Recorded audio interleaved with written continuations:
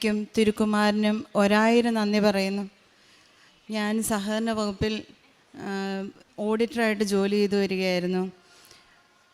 എൻ്റെ സ്ഥലം മുണ്ടക്കൽ, കൊല്ലം മുണ്ടക്കലാണ്. പേര് സ്മിത സോളമൻ. 23-24 ഓഡിറ്റ് ചെയ്തുകൊണ്ടിരുന്ന സമയത്ത് പരിശുദ്ധ അമ്മ എൻ്റെ ജീവിതത്തിൽ പ്രവർത്തിച്ചൊരു അത്ഭുതത്തെ പറ്റി പറയാനാണ്. ചെയ്ത് തീർന്ന് ഓഡിറ്റ് നോട്ട് സബ്മിറ്റ് ചെയ്ത് കഴിഞ്ഞു. ചെക്കിങ് കഴിഞ്ഞു, റെക്ടിഫിക്കേഷൻ കഴിഞ്ഞു. റെക്ടിഫിക്കേഷൻ നടത്തിക്കൊണ്ടിരുന്ന സമയത്ത് എൻ്റെ ഓഡിറ്റ് നോട്ടിൻ്റെ ബാക്ക് ഫയല് കാണാതെ പോയി. ഞാനത് വീട്ടിലും ഓഫീസിലും ബാങ്കിലും ഒക്കെ ഒത്തിരി അന്വേഷിച്ചു.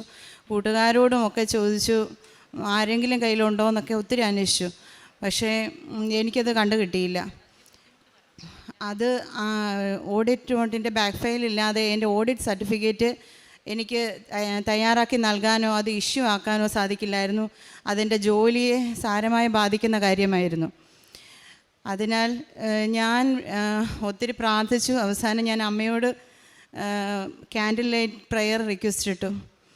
അതിൻ്റെ ഫലമായി എന്നിട്ട് ജപമാല ചൊല്ലി പ്രാർത്ഥിച്ചുകൊണ്ടിരുന്നു. അമ്മ എനിക്ക് 7-ാം ദിവസം ആ ഓഡിറ്റ് നോട്ടിൻ്റെ ബാക്ക് നോട്ട് എനിക്ക് കണ്ടെത്തി തന്നു. അത് ബാങ്കിൽ അവരുടെ സ്റ്റാഫ് തന്നെ ലോൺ ഫയലിൻ്റെ കൂടെ അറിയാതെ കെട്ടിവെച്ച് പോയതായിരുന്നു. അതെനിക്ക് അമ്മ തന്നെ അത് കണ്ടെടുത്ത് തന്നു. അമ്മയ്ക്ക് 1000 നന്ദി. അതുപോലെ രണ്ടാമത്തെ സാക്ഷ്യം, എനിക്ക് 7 വർഷമായി ഞാൻ ഗവൺമെൻറ് സർവീസിൽ കയറിയിട്ട് എനിക്ക് 6 വർഷമായി കോട്ടയം ജില്ലയിൽ തന്നെ ജോലി ചെയ്ത് വരികയായിരുന്നു. ഒരു വിധത്തിലും എനിക്ക് കൊല്ലം ജില്ലയിലാണ് എൻ്റെ സ്ഥലം, പക്ഷേ എനിക്ക് ട്രാൻസ്ഫർ കിട്ടുന്നേ ഇല്ലായിരുന്നു. ജനറൽ ട്രാൻസ്ഫറിന് ഓൺലൈൻ ട്രാൻസ്ഫർ നടപ്പിലാക്കി ഞങ്ങളുടെ വകുപ്പിൽ. പക്ഷേ അത് അപ്ലൈ ചെയ്യാനായിട്ട് നോക്കിയപ്പോൾ എൻ്റെ പെൻ നമ്പർ തെറ്റിക്കിടക്കുന്നതായിട്ട് കാണാനിടയായി. ഒരു വിധത്തിലും എനിക്ക് ട്രാൻസ്ഫറിന് അപ്ലൈ ചെയ്യാൻ പറ്റുന്നില്ല. അന്നും ഇതുപോലെ എല്ലാവരും ചെയ്യുന്നുണ്ട്, എനിക്ക് മാത്രം ചെയ്യാൻ പറ്റുന്നില്ല. ഒത്തിരി സങ്കടപ്പെട്ടു. ഞാൻ ഓഫീസിലിരുന്ന് കരഞ്ഞു. അന്നൊരു 3 മണി സമയത്ത് ഞാൻ കരുണക്കൊന്ത ചൊല്ലി പ്രാർത്ഥിച്ചു. എന്നിട്ട് ഞാൻ പറഞ്ഞു, അമ്മേ എനിക്കിത് എങ്ങനെയെങ്കിലും ശരിയാക്കി തരണം, എനിക്ക് എൻ്റെ നാട്ടിലേക്ക് പോയേ പറ്റുള്ളൂ.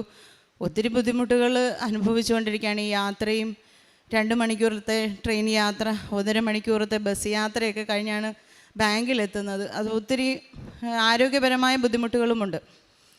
അങ്ങനെ ഞാൻ അന്നിരുന്ന് അമ്മയോട് ഒത്തിരി കരഞ്ഞിരുന്ന് പ്രാർത്ഥിച്ചു. എന്നിട്ട് അതിന് പ്രാർത്ഥിച്ചു കഴിഞ്ഞപ്പോൾ എന്നിട്ട് ഞാൻ എൻ്റെ JR ഓഫീസിലേക്കൊക്കെ വിളിച്ച് എന്തെങ്കിലും മാർഗമുണ്ടോ ഇതൊന്നും ചെയ്തു തരാനെന്നൊക്കെ ചോദിച്ചുകൊണ്ടിരുന്നു. പിന്നെ കുറേ കഴിഞ്ഞപ്പോഴത്തേക്കും അവിടുത്തെ ഒരു സാറ് തന്നെ പറഞ്ഞു, അവിടെ ഒരു മെയിൻ സാറുണ്ട്, ഈ ഓൺലൈൻ ട്രാൻസ്ഫറിൻ്റെ കാര്യങ്ങളൊക്കെ ചെയ്യുന്ന തിരുവനന്തപുരത്തുള്ളൊരു സാറാണ്, RCSലുള്ളതാണ്, സാറിൻ്റെ നമ്പർ എങ്ങനെയെങ്കിലും കിട്ടിയാൽ ഇത് ചെയ്യാൻ പറ്റും സ്മിതയെന്ന് പറഞ്ഞു.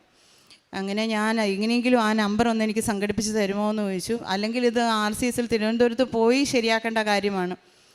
അങ്ങനെ ഞാൻ ഇങ്ങനെ വിഷമിക്കുന്നത് കണ്ടപ്പോൾ എൻ്റെ ഓഫീസിൽ എൻ്റെ സഹപ്രവർത്തകരും സൂപ്രണ്ടും ഒക്കെ ഒത്തിരി കാര്യങ്ങൾ പറഞ്ഞ് എന്നെ ആശ്വസിപ്പിക്കുന്നത്, എങ്ങനെയെങ്കിലും നമുക്ക് ശരിയാക്കാൻ, വിഷമിക്കണ്ടെന്ന്.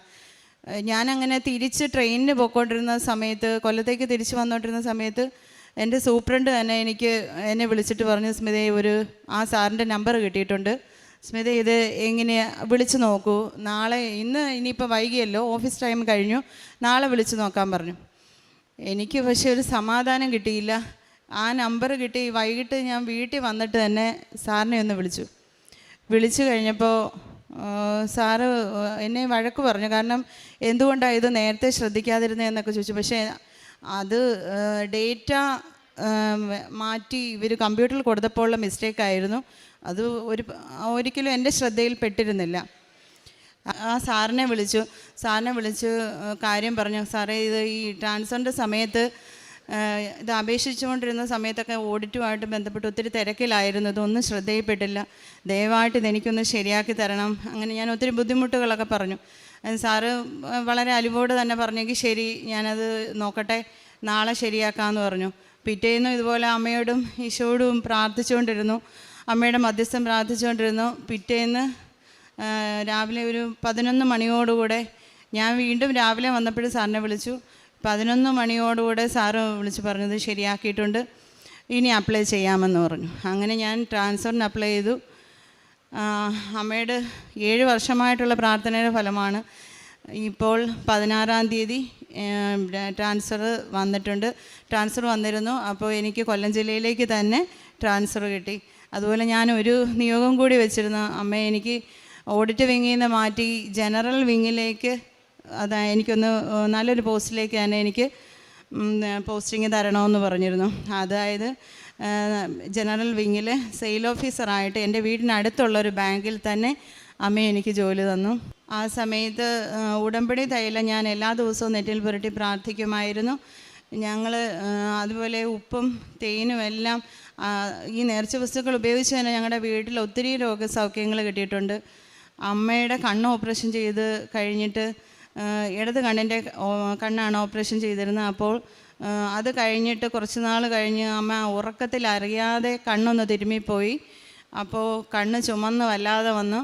ഞങ്ങളാകെ വിഷമിച്ച് പോയി. പക്ഷേ എന്തായാലും ഉടമ്പടി തൈലം തിരുമ്മി പ്രാർത്ഥിച്ചതിൻ്റെ ഫലമായിട്ട് അമ്മയ്ക്ക് വേറെ ട്രീറ്റ്മെൻ്റ് ഒന്നും എടുക്കേണ്ടി വന്നില്ല. അല്ലാതെ തന്നെ സുഖപ്പെട്ടു. അത് അമ്മ മാതാവിൻ്റെ പ്രത്യേക പ്രാർത്ഥനയും അനുഗ്രഹമാണ്. പ്രാർത്ഥനാ ജീവിതത്തിൽ മുമ്പ് ഉടമ്പടി എടുത്തത് മുതൽ തന്നെ ഞങ്ങളുടെ വീട്ടിൽ കുടുംബ പ്രാർത്ഥന മുടങ്ങാതെ പ്രാർത്ഥിക്കുന്നുണ്ട്. എല്ലാ ദിവസവും ബൈബിൾ വായിക്കുന്നുണ്ട്. പിന്നെ കൃപാസനം പത്രം ഞാനും എൻ്റെ മകനും കൂടെയാണ്, ഞാനും മകനും ഉടമ്പടി എടുത്തിട്ടുണ്ട്. ഞങ്ങൾ 2 പേരും കൂടെ നടന്ന് ബസ് സ്റ്റോപ്പിലൊക്കെ പോയി ഞങ്ങൾ നടന്ന് വിശ്വാസ പ്രമാണം ചൊല്ലി കർത്താവിനെ അറിയാത്തവരെ അറിയിക്കാനും അറിഞ്ഞവരെ ആഴപ്പെടുത്താനും എന്ന് പറഞ്ഞ് തന്നെയാണ് പ്രാർത്ഥനയോടെയാണ് കൊടുക്കുന്നത്. അങ്ങനെ പ്രാർത്ഥനയോടെ കൊടുക്കുമ്പോൾ അത് എല്ലാവരും സന്തോഷത്തോടെ സ്വീകരിക്കുന്നത് ഞങ്ങളത് കണ്ടിട്ടുണ്ട്.